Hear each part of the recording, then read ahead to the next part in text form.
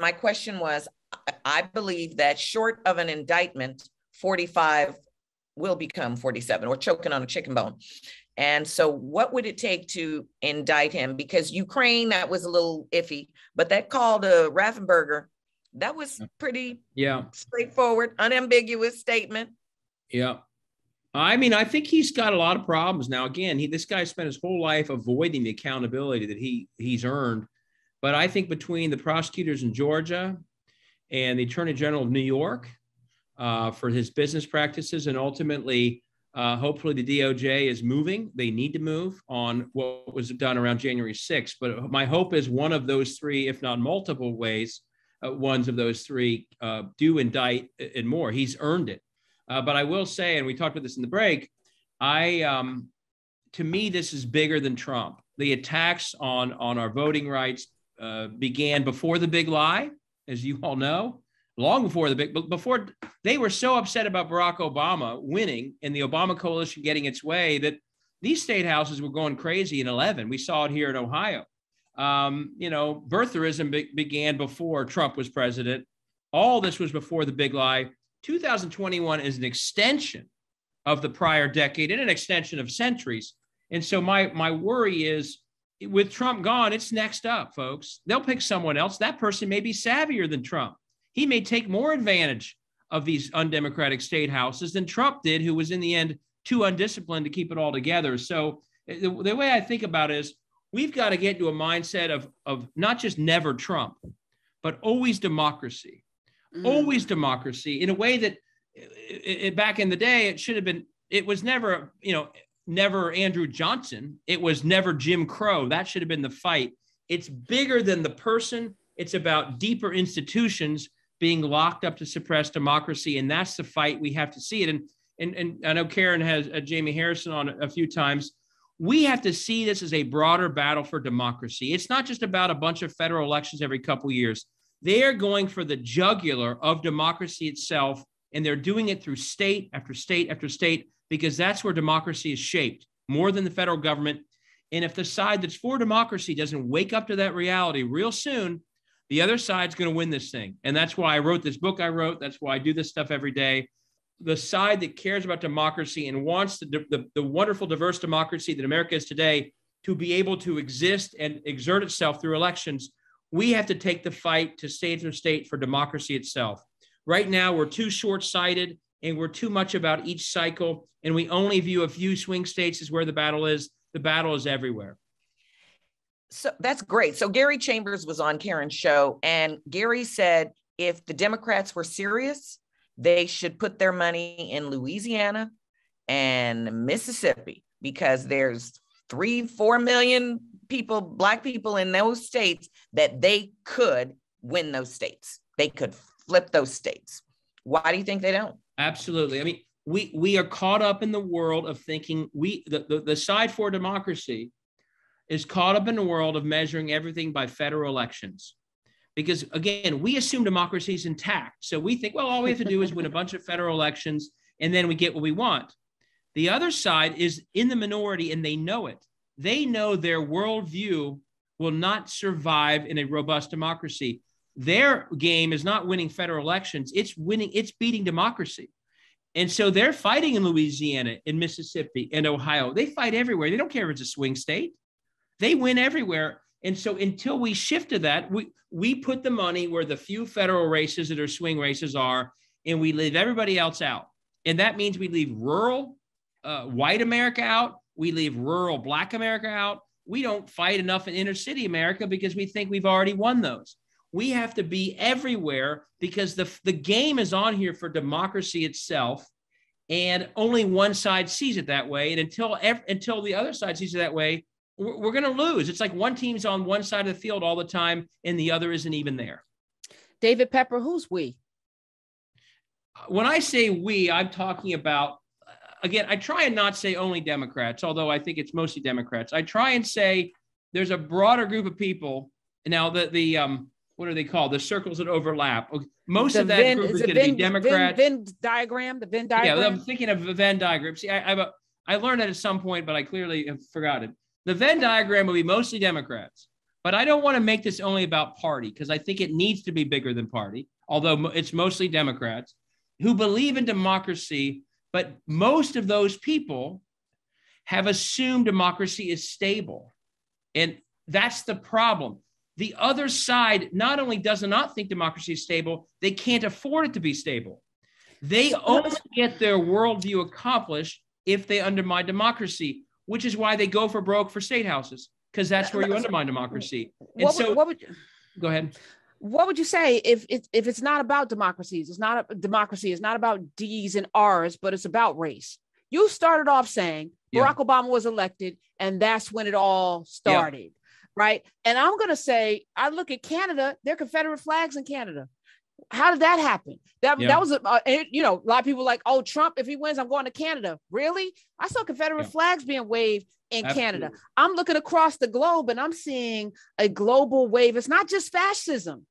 Right. It's the wave of whiteness. Yeah. And for them, Barack Obama representing this country sullied that office, and it sullied America, and they had divorced themselves from America on that day. And what they're fighting for is that relevance, that whiteness to be ruler over all things globally. And until we can have that conversation, which I don't think most people are ready to have, which is why I asked the question I asked of you, like, why do you care, David Pepper? Because I think that's at the crux. D's and R's matter nothing. That's how you got Joe Manchin.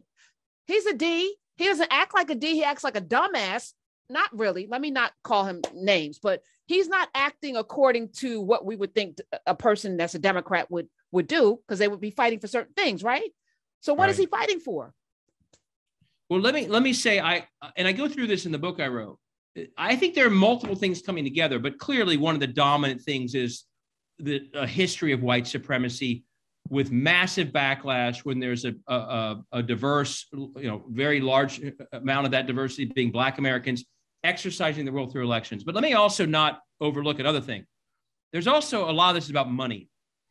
And it's about big money getting a lot out of state houses that they want.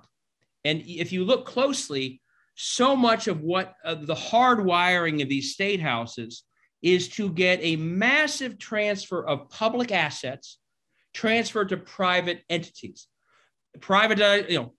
Public schools are becoming for-profit online scams. Tax trickle down, sort of the Koch brothers view of the world. So I agree that race is a big part of that. I go through that book. And these things are sort of teaming up in this conspiracy of people, all of whom basically, the one thing all these different groups have in common, the far-right social groups, the right-wing money groups, they all understand that they are in the minority in this country right now. And the only way, whether their goal is white supremacy or their goal is 1% get everything and 99% get nothing, they understand that they will not succeed in a robust democracy. They cannot, their worldview would lose if there were fair elections. And the victim of that is always going to be Black voters, because they're the part of the electorate that's leading to the broader coalition that we see leading to different policies that undermine what these people want. So I agree that white supremacy is a strain throughout. I'm sorry. I hate that term. Okay. I hate it. What term? White national. I like white terrorism and white nationalism. White terrorism. Okay. So I have a thing about the Canada thing, because some Californians were talking to me about this, and I'd love to hear what you think, David. Some California friends were saying to me that the whole trucker convoy in Canada is financed by, dark money, and that convoy is on its way to California because California is going to be the battleground. If they win the electorate in the USA, and California says we're out, they can't run United States if California suddenly secedes from the Union. So they got to hold California, and they got to make California look like this liberal, hairy-fairy kind of place so that they can hold that state. What is your thought on that? Yeah, I mean, obviously that would be it, and that's another key piece is we, and I'll say Democrats, we only battle in the places that we think we're going to win or that are darn close. They go anywhere. Virginia was pretty blue. They didn't care. They went and won the governor's race the next year. So if they thought, let's take advantage of opportunities in California, they tried to recall Gavin Newsom, right? They don't just play at the edges. I put this in my book. They have think tanks all over the country that are pushing right-wing ideas. They have them in Vermont and Hawaii. They don't just go to their red states. That's right. They go anywhere. They are playing a 50-game long game. And we Democrats, we play a swing state cycle by cycle game. And if they're doing what they're doing, we're doing, who's winning? Not us. Right. So, and I think there needs to be new leadership or a new vision, because the truth of the matter is Democrats and Republicans wax and wane depending on what's going on. The Democrats were the enslavers of the South at one point, and then now they're not, and, to me, D's and R's matter less than the ideology. And if we push that, what you were saying in the first place about democracy versus anarchy and fascism and all of this, if we make that the line instead of D's and R's, because most of us, I don't ascribe to either party. That's most why of when us you think of ask ourselves we, as I'll say Democrats, but I don't. To me, it's the test going forward. Are you for democracy or aren't you? That's what that has to be it. But the messaging is not that, David. You know that. David Pepper's here. His book is Laboratories of Autocracy, a wake-up call from behind the lines. And, as you're talking, I'm also asking this question of myself. Did we ever have a democracy truly? Because everything that we've been taught about what a democracy is, this country never ascribed to it. You just broke it down. Yeah. What I would say, and I saw John Meacham speak at something recently, and the democracy that when it was perfected, at least, was post-civil rights, post-voting rights act, when you finally had some level of voting. And I would say that the Reconstruction era, where they really registered so many Black Americans who had been slaves, those were the high points. But I think when you look at the history, it's very hard to look at most of it and say, yeah, we really had democracy.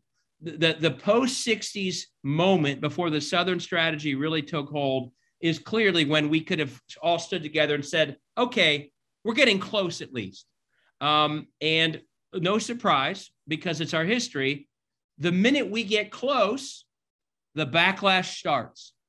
And it's the same story. It's voter fraud.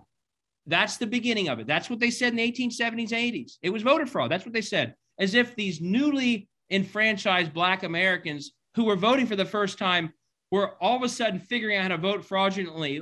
They weren't even the ones that had been voting before, but that was the theory then. That was the theory after Obama won.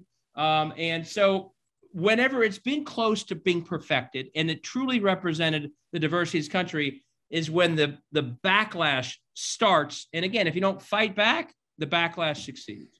Okay. So America, this constitutionalist and this constitutional originalist, France has had 4 constitutions. Maybe we need a new constitution.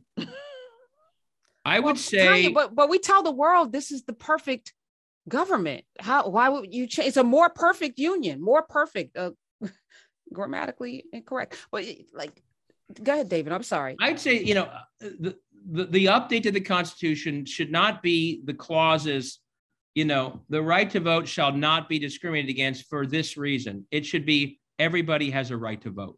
That amendment right there would get rid of almost all and if it was enforced by a court, almost all the other problems would go away. Our Constitution has been updated repeatedly. I mean, the 13th and 15th Amendments was essentially a new Constitution. The problem was the right to vote was always framed in the negative. And that was, by the way, that was after a lot of negotiation. That was a decision, and some regretted it at the time. But that would be the update that would eliminate so much of the problem if it was every American has the right to vote, and it shall be protected by the federal government. That would be the new Constitution that would really curb so much of these issues. One other thing, by the way, in the Constitution, and I put this, the risk of getting academic, which I'm not an academic, there's also a clause in the Constitution that says that the United States shall guarantee to every state in the Union a Republican form of government.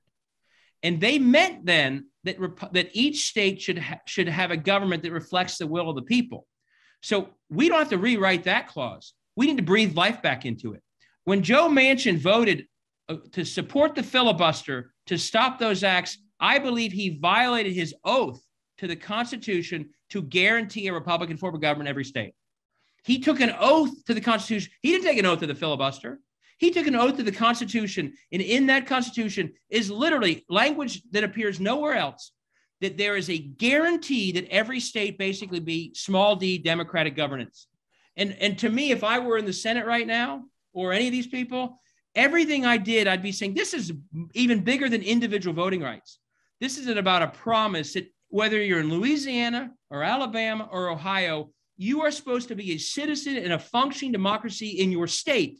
And if you are not, the United States is supposed to do something about it. And that's what these bills do. And by the way, one great thing about that, the Supreme Court for a century has said, oh, if they're talking about the guarantee clause, that's a political question. We can't overrule that. That's something that Congress has the full authority to do. So I believe that we need to get rid of the negative casting of the right to vote, but the guarantee of democratic governance in states is something that everyone in Washington should be lifting up and saying, that's what we're doing when we protect voting rights. It's about democracy in states, just like we're trying to protect democracy elsewhere. We should be doing it in our own states. David Pepper. When you're running for Congress. Yeah, I was going to ask him that, but let's go. I've sent this to senators and said, please talk about it. When are you running? When are you running, David? When are you running? Well, I have run before in tough years. So when my kids are a little older, I have a 5 and a 7-year-old. I'll be back and I'll announce it on your show. How about that? That's fair. That's fair. I appreciate that. Laboratories of Autocracy is his book.